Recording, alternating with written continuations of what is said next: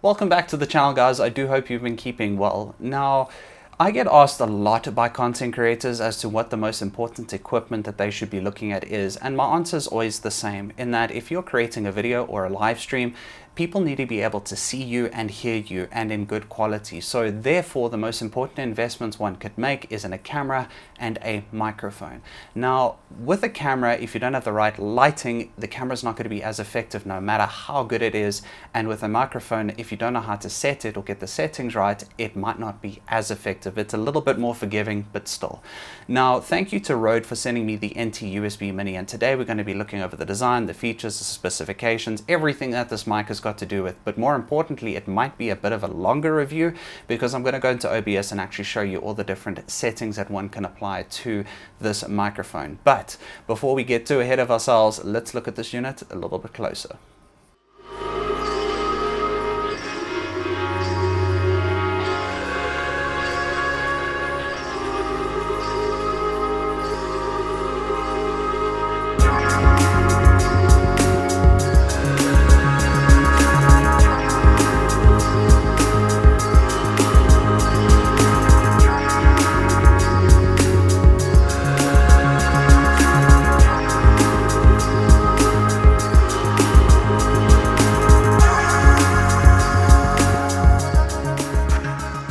Let's start off with the design. Now, as the name suggests, it is a small form factor microphone, but don't let its size fool you. Yes, it's easily transported, but it's actually quite heavy. Now, this heaviness does contribute to the premium feel that one would expect from a Rode microphone, but it has a secondary function that if using the magnetic desk disc, magnetic being it mounts like this, so that heavy weight will make sure that once on the desk, it's not going to move. Talking about the desk, this desk disc does have bump absorption, so that if you are knocking on your desk a little bit too much, it does have some forgiveness there. The arm is a full 360-degree mounted arm, so you are able to get that perfect angle that you want. With regards to mounting options, you can have it on the desk disc, or you can use something like a boom arm or any type of arm that fits this type of thread. Now, it's quite easy. You just take out the little stopper that's inside and you would just twist it on.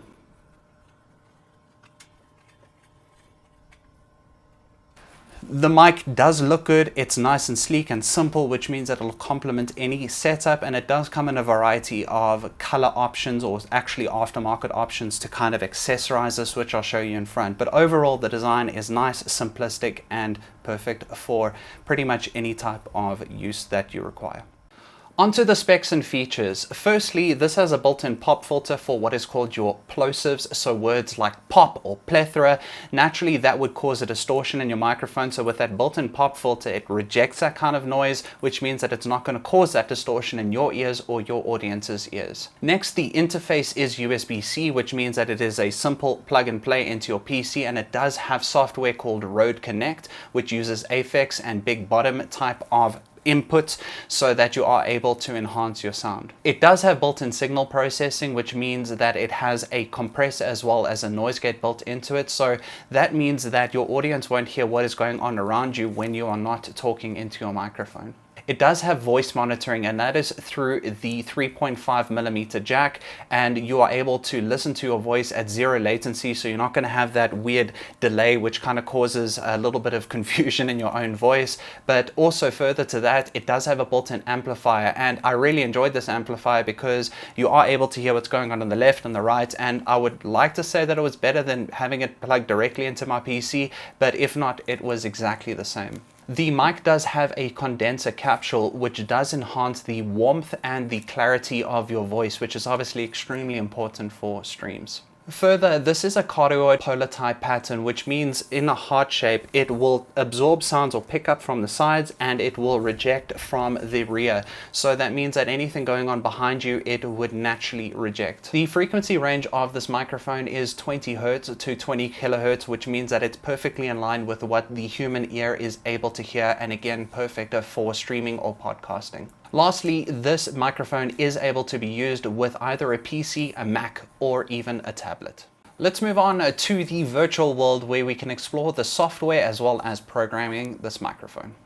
So welcome to Rode Connect. Now this is the program that one would install, and this is what you're going to see in the Setup Assistant for the first time. Now you can see that there's place for 4 of these microphones, and if they are available, you'd literally just drag them into place there. Going to the next screen, there is System Audio and Virtual Device. These are the available virtual devices, and the same principle of just dragging. Once you push finish, this is exactly what you're going to see. Now, in order to use the software and in order for it to be able to be imported into the OBS software, which I actually am recording from now, this program does need to be on at all times. The virtual channel also allows you to bring in third-party communications apps like Zoom or TeamSpeak, which means you can also integrate this into your stream. Now the microphone, if we click on the microphone there, you'll see a couple of different options. These are the noise gate and compressor from the software side, as well as Aphex, Exciter, and Big Bottom. Now this is a preset, you can't adjust it, but let's look at the noise gate and compressor from when I click it down, as well as Aphex and Big Bottom. So one should actually hear the natural noise gate now coming into play, whereby the background noises might be drowned out.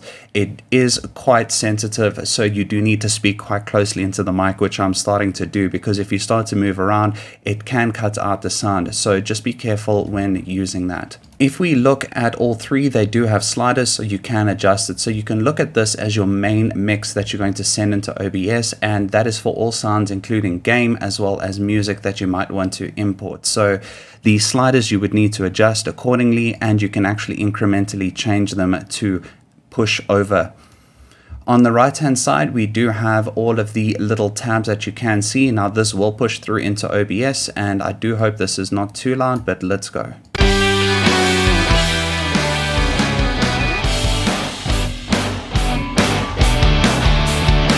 Now what's really nice about that is you do have the different presets, and you can actually import sounds there as well. So if you are trying to make canned laughter, bad joke, you do something really amazing, or just an awkward moment. So this is as simple as the software is. I'm not going to click there because it'll cut out the audio, but that is if you want to record the audio for a podcast, which is really cool. At the bottom, we do have monitor device as well as mute the device. But the software is nice, intuitive, and really simple. Now, if we go to the control panel, the software actually automatically does this for you, which is really nice. But if we go to sound here, you will see at the bottom your default device is the Rode Connect, and the virtual output is the Rode Connect as well. Same thing if we go into recording, the system inputs being the default device and default communications device as well. Now, one little glitch that I have noticed is that as soon as you do go into control panel, even though you've changed none of the settings, if you do push OK, it actually cuts out the audio, which actually means that I had to start streaming again. I tested it a few times, but it just means once you set it, just leave it alone. So it's not too much of an issue, but just something to be aware of. As soon as I reconnected the microphone, everything was perfect again, and I can actually see the bars going up and down. Now let's look at OBS. This main mix is actually being pulled in to OBS from Rode Connect, and we can see that by going into the properties, and you'll see there virtual input Rode Connect. So whatever happens with regards to this input is going to automatically push into Rode. You can use the mic in isolation if you do just want to use the mic, and then go to your own settings and apply filters to those. For example, if you didn't know, we can put in a compressor, expander, gain, the polarity limiter, noise gate, suppression, and then the VS2 plugin, but I don't suggest that because it will have an effect on the other audios that you are pushing through. So you can either use Rode Connect or actually use the mic itself and push that through. So the choice is completely up to you. Now, just to show you how this is pushing through, because this is a recording and the screen that you're seeing is call it a reenactment of a live stream. If we go to one of my videos here, this audio is going to be a bit loud, so I'll quickly adjust that. Production would look like. So let's jump into it. Let's look at this unit a little bit closer. And we can see the sliders automatically adjusting, going lower where you can adjust it there, but recommended adjusting it from the main mix.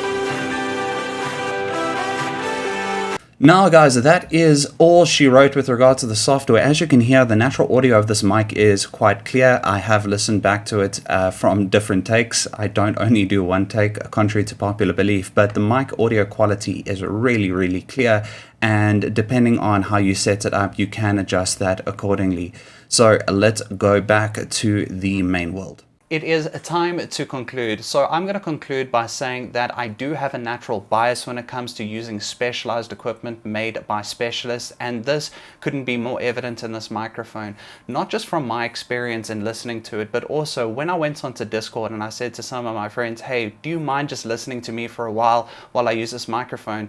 And I had so many comments of saying, wow, it honestly feels like you're right next to me. Now, this is evident in this microphone, not just from the hardware side, but also from the software.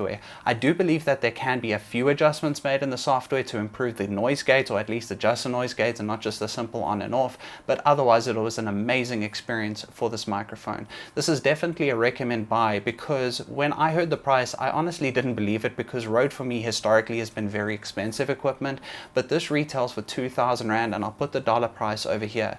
Now for that, you're getting a professional mic and you can see what you can do with it. So if it was up to me, my recommendation, guys, is definitely get it. And I will be streaming again soon, and I will be using this microphone. Anyway, guys, I hope you guys enjoyed this review. I look forward to seeing you on the next one. Cheers and goodbye.